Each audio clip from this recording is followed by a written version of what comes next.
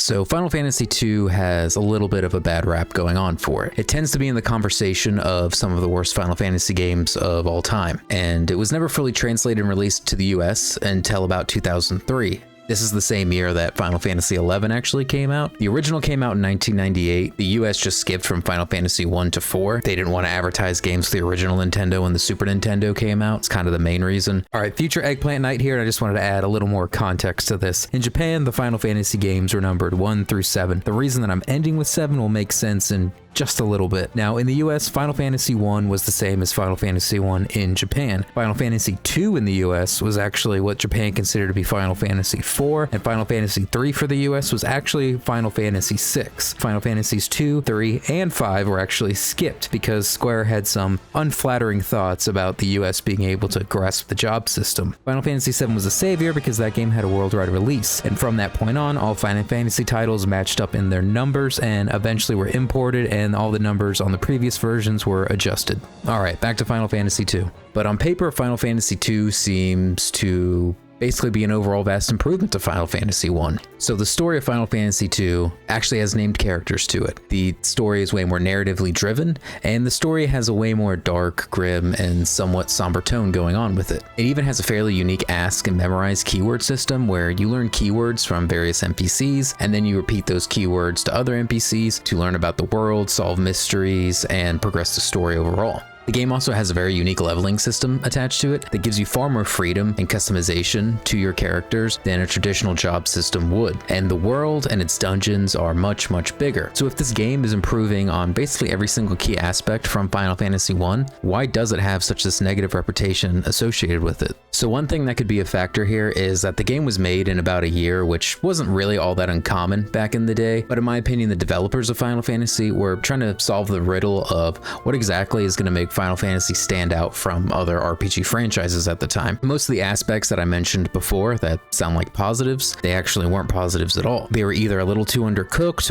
or they were just taken way too far into the extreme. Now, I never played the original Final Fantasy II. I probably never will, to be honest. So this was ultimately my maiden voyage into Final Fantasy II. And as you can tell, I played the Pixel Remaster version of this game. So going into this game, I was expecting it to not be as terrible as the word on the street suggests that it might be, because the quality of life improvements that are done to the Pixel Remastered version just vastly improve all the games in it and make them a little bit better. But I was still expecting to be able to see some of the faults and see where they bandaged up and patched things over. And I would say while I enjoyed my time with this game, you can definitely see some of the blemishes underneath the surface. So this game starts you off with 4 characters who all just happen to be orphans, and they're escaping their home from the evil empire that burnt it to the ground. You have Firen, whose personality is basically just his flavorful bandana.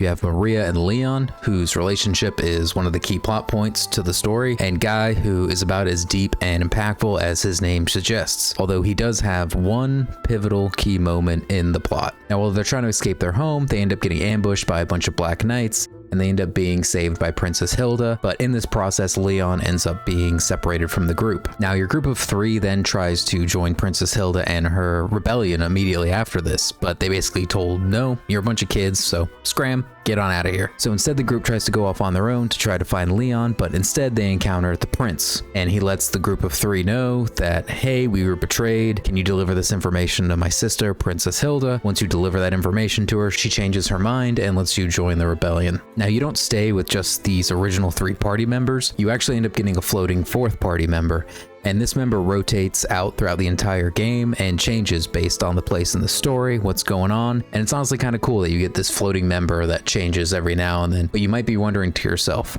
how come none of these floating characters ever end up just staying with the group overall? Well, that's pretty simple.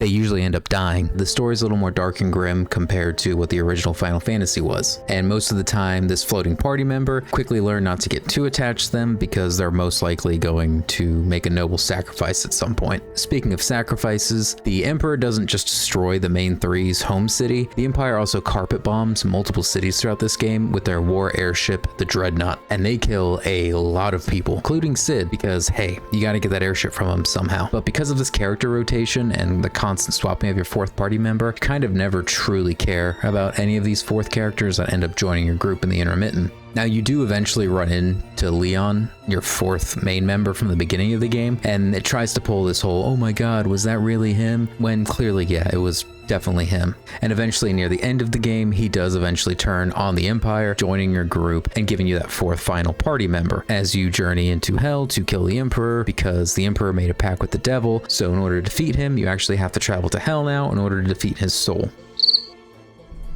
Okay.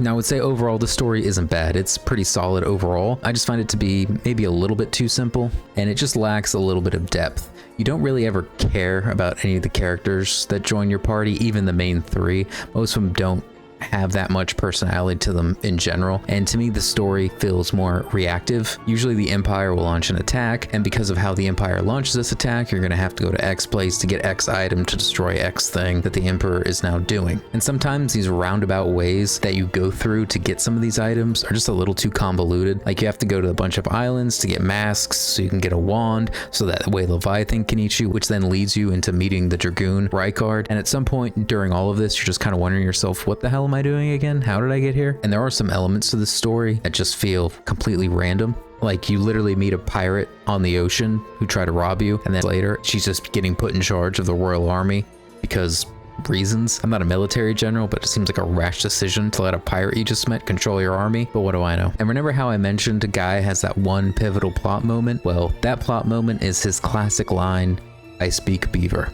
That one really just comes out of left field and gets you. Apparently, guy can talk to animals, not dragons though, just animals. But hey, that's a pretty important role to play, talking to animals, just like how hitting all the buttons is pretty important to me. This one thing is pretty much the only thing Guy really does that makes him stand out uniquely in the entire game. Which brings me on to the leveling system. The leveling system is kind of unique in that, yeah, you do have named characters, but they're all pretty much blank canvases, and you can sort of level them and train them any way you want. You have some slight stat differences from the beginning, but they're all pretty malleable overall. This means that the more you make a character use a sword or an axe or a spear or any of the weapons in the game really, the better they start getting with that weapon, the more their stats related to that weapon start raising as well. Same goes for spells. If you use the fire spell a bunch, your intelligence is going to go up, your magic points are going to go up, and that level of the spell is going to go up too. So that's how you unlock things like Fire 2, Fire 3, Fire 4, and so on. So if you want Fiorin to be a paladin, then put a sword, shield, and have him use Cure a bunch, and he'll level up all those related stats. You want to have Maria be a red mage?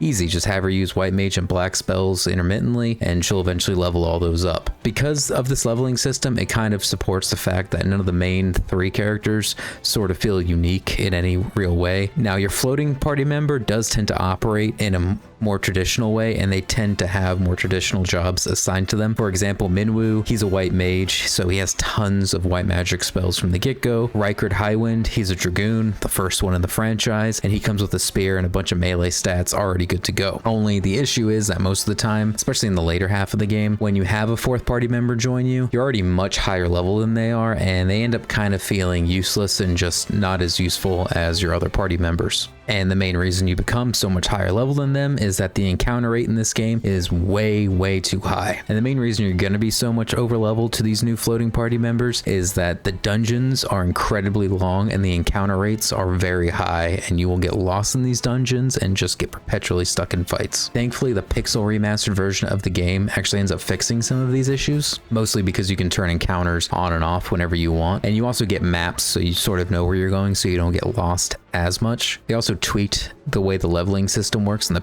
pixel remastered version just a little bit from my understanding, so that way you don't have to have your characters beat the crap out of each other in the beginning just to raise their hit points to a decent level. So most of the dungeons in this game also don't really have overly unique designs either. You get sick of them pretty fast actually. Like the Dreadnought, it seems pretty cool at first, but then you realize you're just stuck in this rust bucket for way too long. But thank God for the maps that the pixel remastered versions of the game gives you, because these dungeons are designed deliberately to get you lost and have you wandering around in circles for a while. And the last dungeon, it really doubles down on a lot of these themes of being too long and being confusing, because even with a map for that dungeon, you're still going to be second and triple guessing yourself while looking at the map. Oh, and they also just like sprinkling in invisible walls just for funsies, you know? The dungeons also tend to have a lot of doors in them, and these doors, there's a very high chance that there will be absolutely nothing in the room. It's just going to be a door leading into an empty room. The only thing you might find in there is a possible random encounter. You know when you're drinking something and you forget how your mouth works and you kind of spill it on yourself like a doofus. And you shake your fist at the sky and say, "Fiddlesticks, not again." That's kind of what it feels like every single time you go into one of these false rooms. It's annoying when it happens, and it happens surprisingly way too often. There is also an extra little bit of story that's not released in the Pixel Remastered version for some reason. The exclusive enemies that are in it can be found in the game files, which is odd, but this extra story bit that they didn't include focuses on 4 of the dead floating party members, and they're going on a quest in the afterlife to basically kill the other half of the Emperor's soul. I guess it helps give some of these floating party members a chance in the spotlight more, but I honestly have no plans to ever really check this out. Now, when it comes to story, there is the one element I haven't really talked about much yet, and that's the keyword memorization system. It sounds pretty cool, but it isn't. You basically will just end up walking up to NPCs and word vomiting all the new words you just learned in hopes to get a clue. And the fact that there are a lot of story events and certain things locked behind asking NPCs certain words at certain times, it can make things a little bit tricky, and it's kind of one of the reasons why I would probably recommend a guide if you were to play this game. But this was Final Fantasy's first attempt at a mainline narrative story, and it wanted to try a lot of new things, and I can't blame them for at least trying and trying to see what sticks. I mean, this was pretty early on, and while things like the word memorization didn't stick, things like Cid, Chocobos, and Dragoons, well, they did stick. And overall, I don't think Final Fantasy II is as bad as its rep made it out to be. It seems like the Pixel Remastered version really just did a lot of heavy lifting to raise that game a little bit and fix a lot of the issues that it had by making the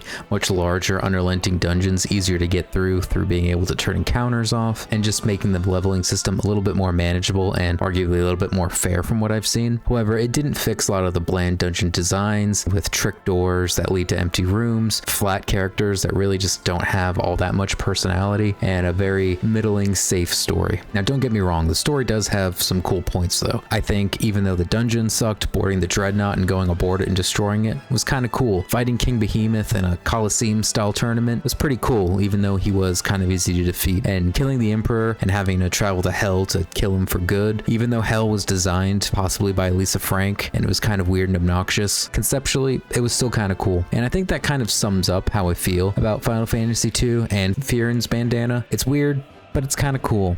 Could you imagine coming home from a fancy wine dinner with a lady friend? Date's going smooth. You end up in a dark room together. Things are getting hot. Things are getting heavy. Emotions are rising.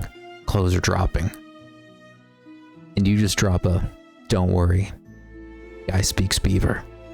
Do that. Let me know what happens. As always, drive fast, take chances. Later, nerds.